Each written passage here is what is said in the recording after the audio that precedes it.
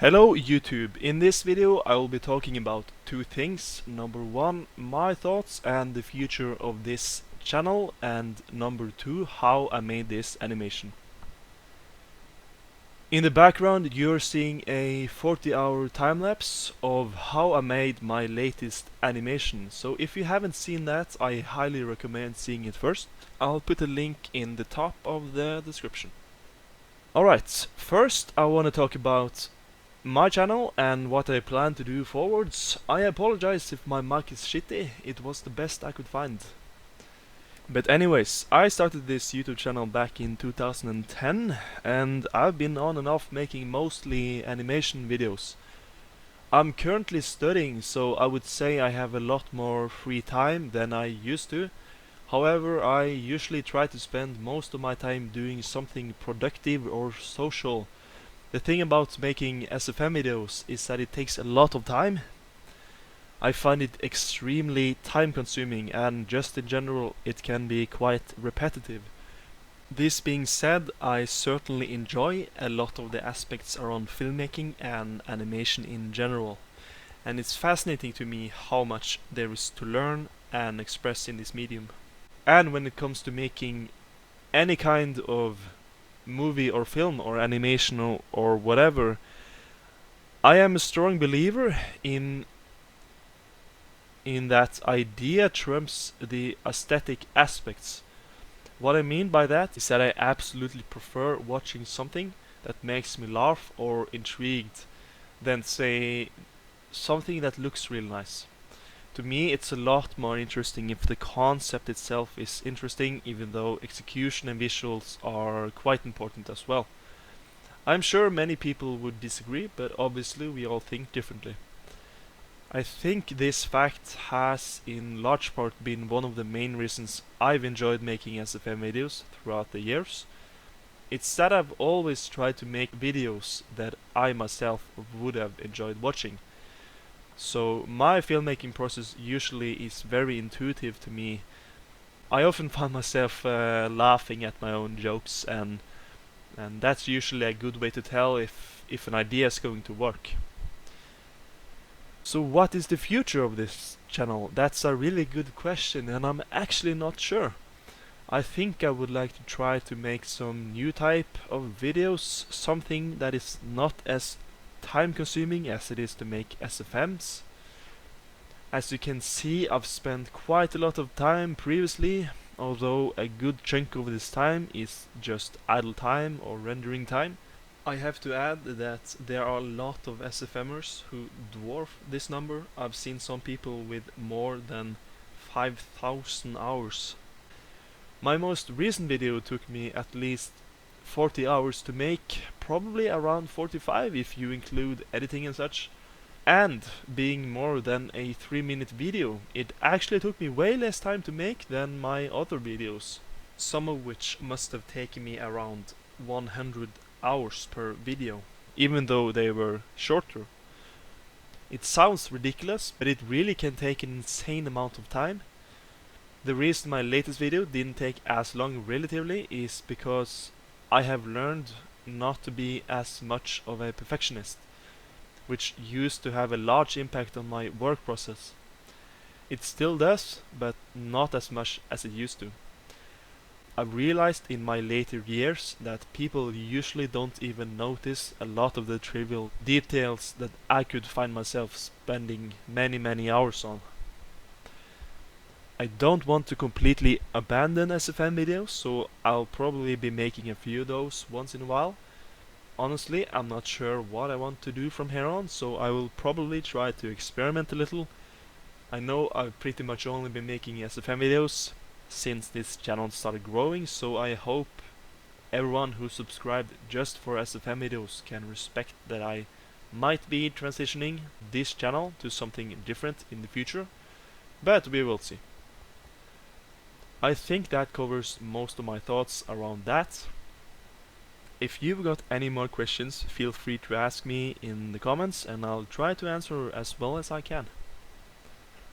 This moves us to part 2 of this video, which is just a light commentary of the time-lapse you've been watching in the background.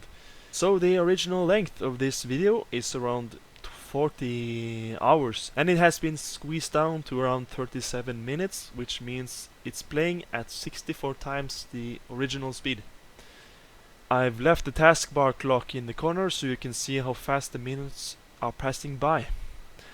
I wouldn't recommend spending so much time doing the same thing over such a short period of time.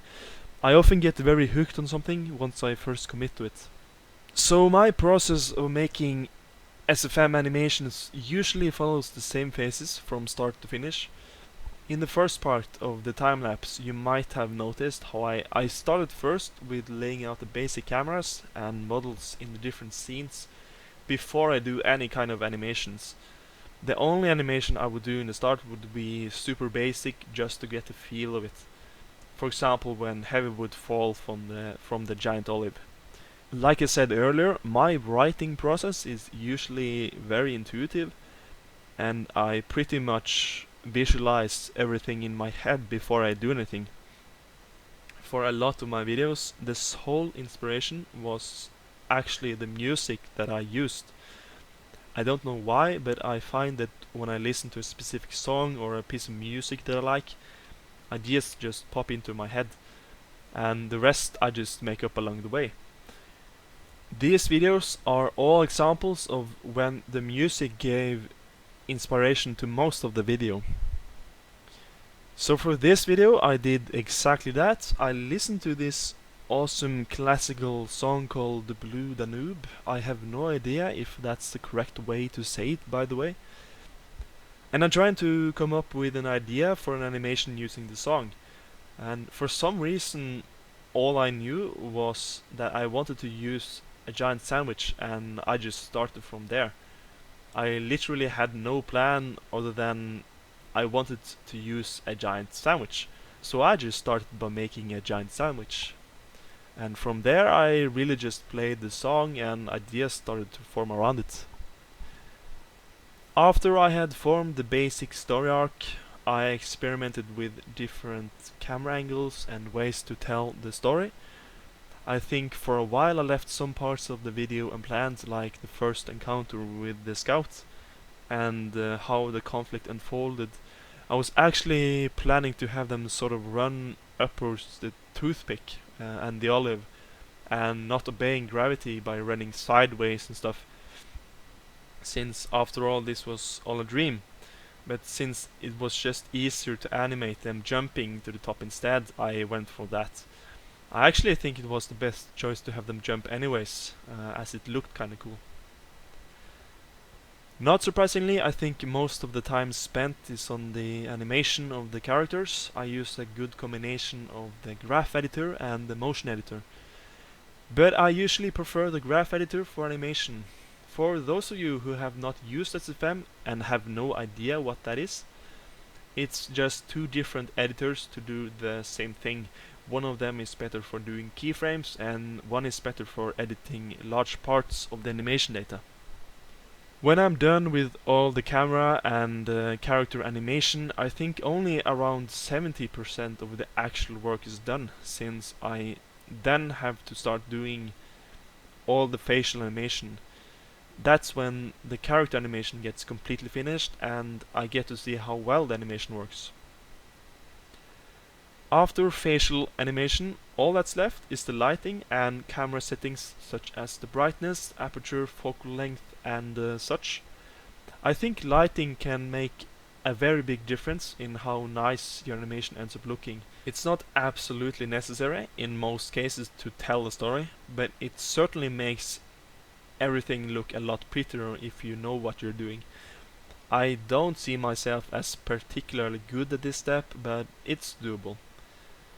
One interesting thing you will see when I make the shadow for the olive is that I used a light with a negative intensity. Since SFM allows you to set maximum and minimum values of a parameter or a slider, you can actually set some of the parameters to be a negative value, and in the case of light intensity, it actually becomes a light that instead of creating light, it removes it, at least as far as I understand it. I discovered this weird functionality when I was messing around one time, but this is the first time I could actually make use of it. I could have created the shadow in a different way, but then I would have had to brighten up the sky card in the background, and I didn't want to do that because I often find that difficult to do right. After all these steps, including the audio and sound effects, all that remained was to render the animation and create the thumbnail, which you'll see in the very end of the time lapse. I'm glad this was interesting enough for you to listen to the very end, and I hope you've enjoyed hearing some words around the making of animations like this. If you guys want to see more of this stuff, please tell me in the comments. And also, if there's any kind of videos you'd like to see from me, go ahead and tell me, and you might spark up some great ideas. Other than that, I hope you have a great day, and I'll play some nice music for you to enjoy for the rest of the time lapse.